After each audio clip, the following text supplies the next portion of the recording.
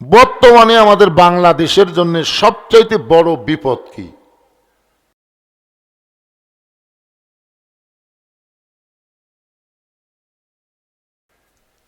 বর্তমানে আমাদের বাংলাদেশের সবচাইতে বড় বিপদ কি বুঝতে পারেননি? বর্তমানে এই বাংলাদেশের জন্য সবচাইতে বড় বিপদ হলো মানুষ কোরআনের ওয়াজ শুনবে কিন্তু কোরআন অনুসারে চলবে না। ওয়াজ শুনবে কোরআনের সারা রাত। আবু জেহেলও কিন্তু সারা আমরা যাবই, আমাকে যে কাজ কারবার আমরা তো ঠিকা যাবই। গায়ক একটা গানের মধ্যে বলেছেন, আছেন আমার মুক্তার, আছেন আমার ব্যারিস্টার, শেষ বিচারের হাইকোর্টেতে তিনি আমায় করবেন পার, আমি পাপী তিনি জাবিন্দার। আমি পাপী তিনি জাবিন্দার, এই তিনি কে? আল্লাহ। বুঝবার পারিনি, গান বোঝেনি আল্লাহ। আমরা যখন আসামি হয়ে আল্লাহর সামনে দাঁড়ায় যাব, আল্লাহ যখন হাকিম হয়ে আমাদের বিচার শুরু করবেন, ওই সময় আমাদের নবী উকিল হয়ে ব্যারিস্টার হয়ে আমাদের পক্ষে আল্লাহর কাছে জেরা করবেন, আল্লাহর আদালতে ওকালতি করে আমাদেরকে জামিন করে সুপারিশ করে জান্নাতে পৌঁছায় দিবেন। এমন একজন নবীর উম্মত হওয়াতে খুশি না বেজার? এই জন্য আল্লাহর দরবারে আরেকবার শুকর গুজার করছি, আলহামদুলিল্লাহ।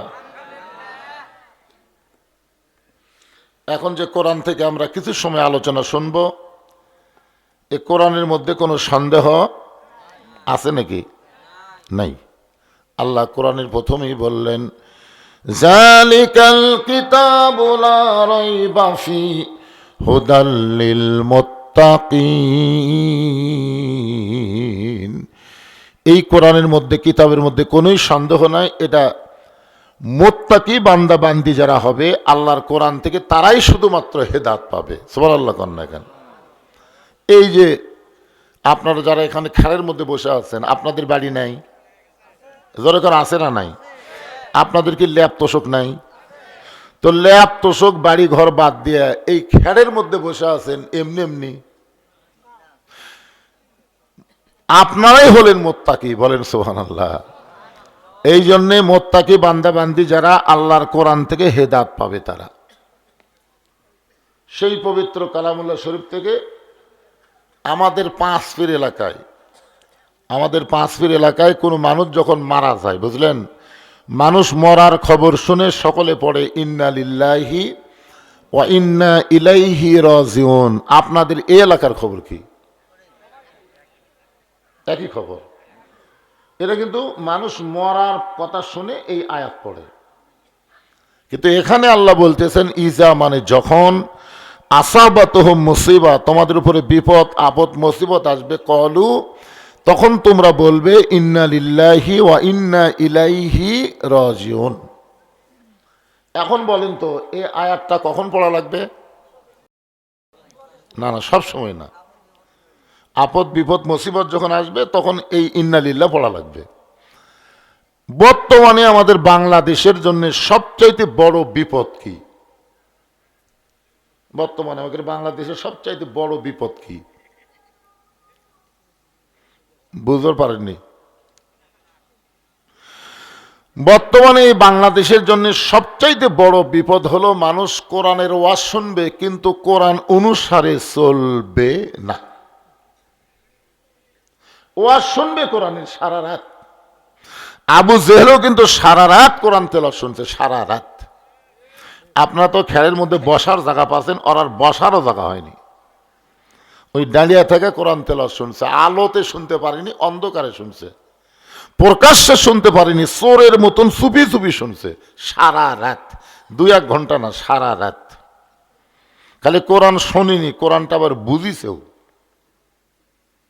সকালবেলা গিয়ে মিটিংয়ের মধ্যে মুখ ফসকে বলে ফেলেছে, এত সুন্দর কোরআনের বাণী, রাতটা কোন দিক দিয়ে গেল আমি বুঝবারই পারিনি। একজন সুবহানাল্লাহ কল, আর বাদ বাকি খোলেন না। আপনারা বলেন তো আবু জেহেল কি কোরআনের বিরুদ্ধে কথা? কোরআনের পক্ষেই বলতেছে যে এত সুন্দর কোরআনের বাণী, আমার রাতটা কোন দিক দিয়ে গেল আমি বুঝবারই পারিনি। তা আবু সুফিয়ান বলেন, এটা যেই কোরআন শুনতে সারা রাত কোন দিক দিয়ে যায় বোঝা যায় না, সেই কোরআন ধরলে অসুবিধা কি? শুনলেই যদি এত মজা হয় তাহলে এটা ধরলে অসুবিধা কি? আবু জেহেল বলতেছে এই কোরআনকে যদি ধরি তাহলে আমাদের ভুয়া নেতৃত্ব চলবি না। বর্তমানে এই বাংলাদেশে যারা ভুয়া নেতৃত্ব দিবার চায় তারাই শুধু কোরআন হাদিসের বিরুদ্ধে যায়। জোরে কোন কথা ঠিক কিনা? হ্যাঁ, সবচাইতে বড় বিপদ হলো মানুষ কোরআন শুনবে কিন্তু কোরআন মোতাবেক চলবে না। অথচ আল্লাহ কোরআনে বলেন, অনুনাজ্জিলু মিনাল কুরআনি মা হুয়া শিফাউ ওয়া রাহমাতুল লিল মুমিনিন। কোরআন মুমিনদের জন্য যাবতীয় রোগের শিফা এবং রহমত স্বরূপ আল্লাহ নাজিল করেছে। বলেন সুবহানাল্লাহ। যার একটা বাংলা স্লোগান হলো, সব সমস্যার সমাধান দিতে পারে আল কোরআন। আমি যেই বলবো সব সমস্যার সমাধান, আপনারা বলবেন দিতে পারে আল কোরআন। বলতে পারবেন না? সব সমস্যার সমাধান আল কোরআনের আলো। ঘরে ঘরে আপাতত বাদ দেন তো।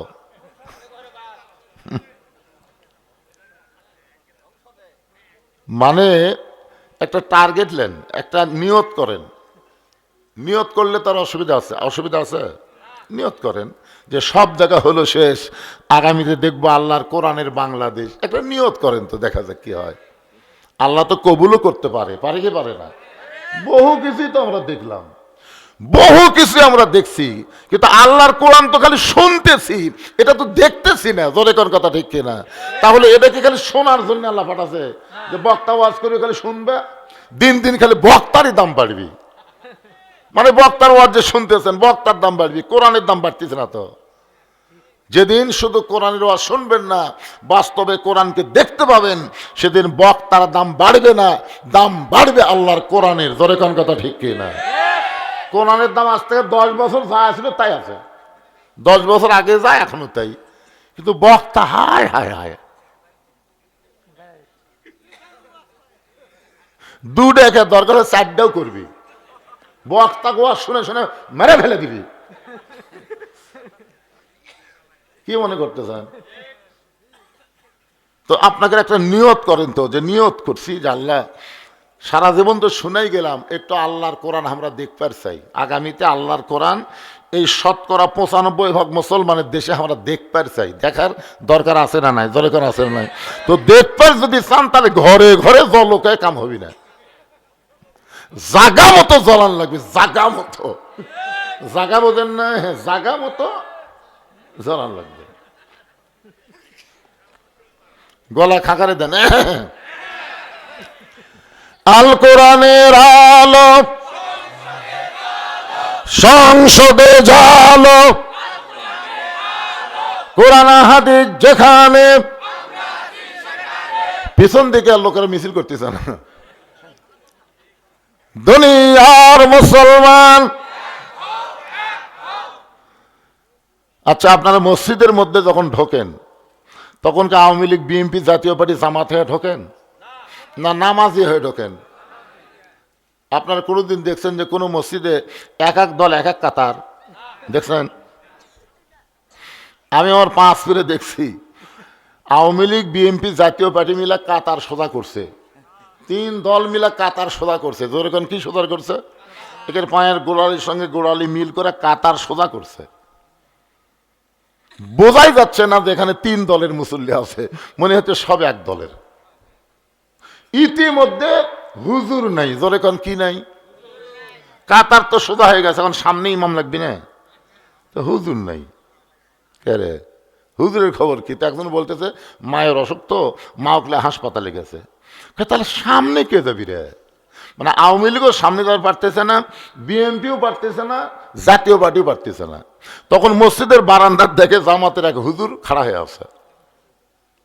কোন দলের হুজুর? জামাতের হুজুর মসজিদের বারান্দাত খাড়া আছে।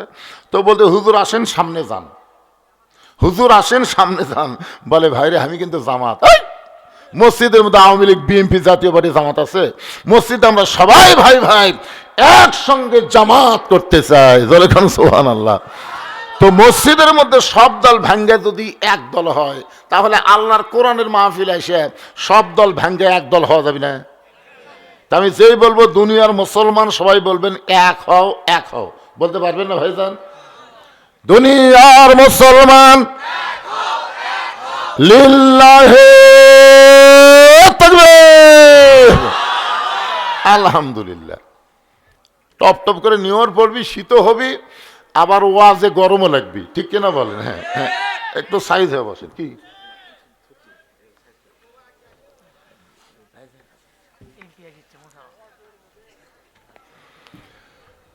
হ্যাঁ, একটু মনোযোগ দিয়ে কথাগুলো শুনবেন, শুরু করলাম তো। হ্যাঁ ভাইজান, আজকের মাহফিলের প্রধান অতিথির আগমন,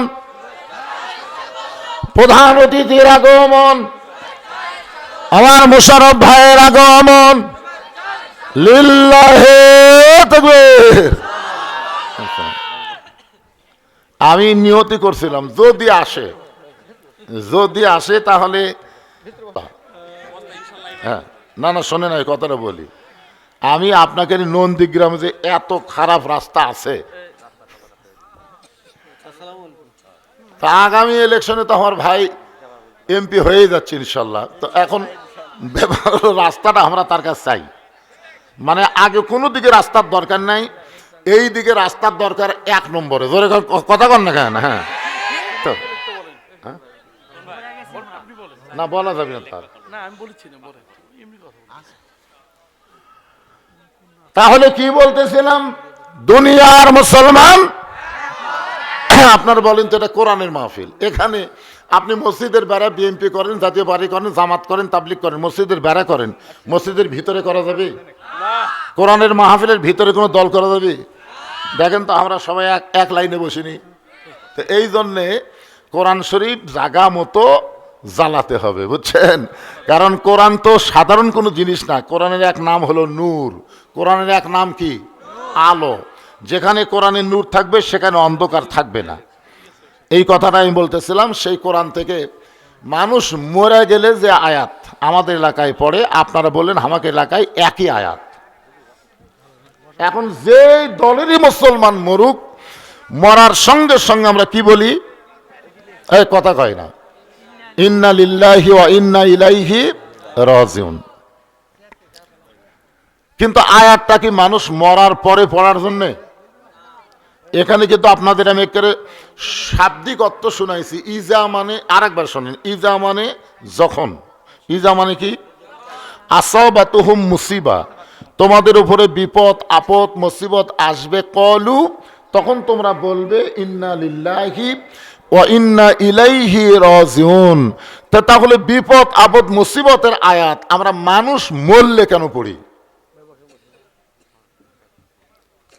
আচ্ছা, মানুষ মরলে কেন পড়ি এটা কি আপনারা জানেন? না জানলে বলবেন জানি না। তো না জানা পড়ে কোনো কাম হবে?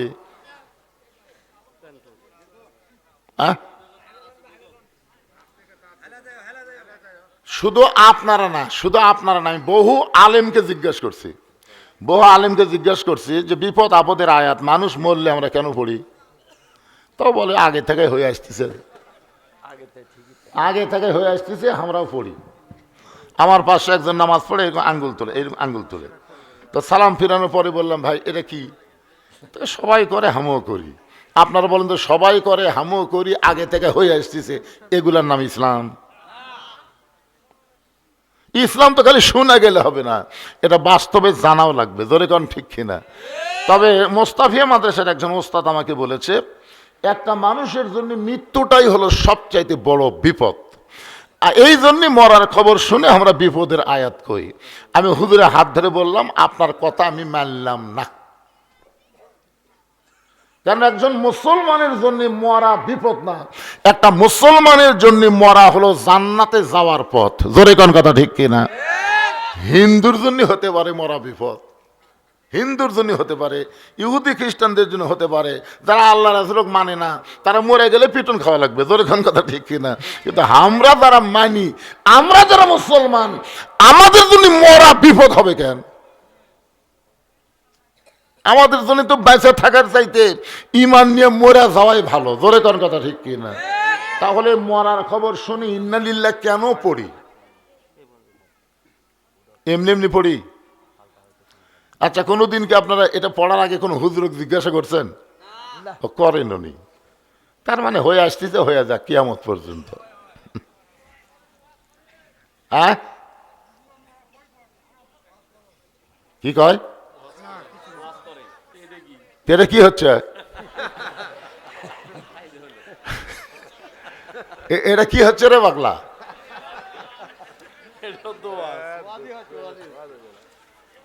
এটা সবচাইতে দামি ওয়াজ, মরার পরে যেটা পড়ি এর গুরুত্ব নাই। ও মরার পরে পরেন থেকে গুরুত্ব নাই, তাই নাকি? আসলে কতগুলো মানুষ এমন পর্যায়ে, মূর্খতার এমন পর্যায়ে পৌঁছে গেছে যে কোনটা আলোচনা, কোনটা তাফসির, কোনটা ওয়াজ কিছুই বোঝে না, কিছুই বোঝে না। যে বাপ মা 14 গোষ্ঠী মরে গেল, মরার খবর শুনি ইন্না লিল্লাহ পড়ি, কেন পড়ি? এই জিনিসটা আমাকে জানার দরকার আছে না নাই? দরকার আছে না নাই? এটাই জানি না, কেউ ওয়াজ করেন। কি ওয়াজ?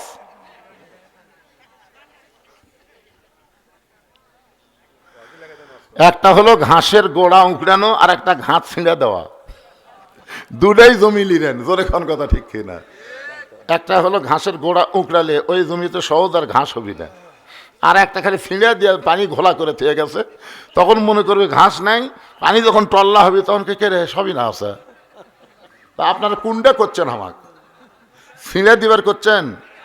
ছিঁড়ে ঠেয়ে চলে যাবো,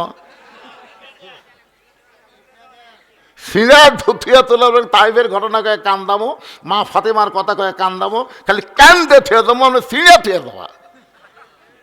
সব জাবিয়ার করে হুজুর একটা ওয়াজ করলো রে ফাটাফাটি, কি করলো কয় শুনিনি ভাই, সিঁড়া থুয়ে গেল। এলা বাদ দেন তো, কষ্ট করে টপ টপ করে নিয়ন পড়তেছে, এই যে শীতের মধ্যে বসে আছেন, গুরুত্বপূর্ণ কিছু বিষয় আমাদের জানার দরকার আছে, সেই কথাটাই আমি জানাবো। মনে করেন না যে ভাঙ্গা রাস্তা দিয়ে বারবার আমি এখানে আবার আসবো, এই ধান্দা করেন না।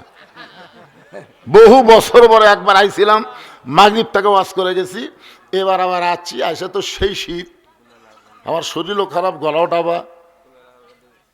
তো যাই হোক, আপনারা একটু ধৈর্য ধরেন। আমার ভাই আজকের মাহফিলের সম্মানিত প্রধান অতিথি, উনি ওনার বক্তব্য দিয়ে যাওয়ার পরে আমি আবার ইন্না লিল্লাহ থেকে শুরু করবো ইনশাল্লাহ। যেটা শুনবার চান ওয়াজ শুনবেন না তাফসির শুনবেন, যেটা শুনবেন সেটাই হবে, অসুবিধা আছে? কারণ আমি কি 3 দিনকার বক্তা? আমি হলাম 42 বছরের বক্তা, যা শুনবার চাবেন তাই হবে, তাই অসুবিধা নেই। হ্যাঁ ভাই, কথা বলে চলে যাক। আসসালামু আলাইকুম। ভালো আছেন? আবার দেখা হবে, মাশাআল্লাহ। সুন্দর,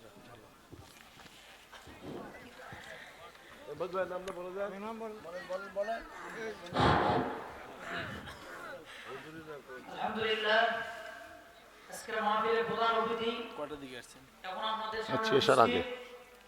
তিনি আপনাদের সামনে গুরুত্বপূর্ণ বক্তব্য দেবেন।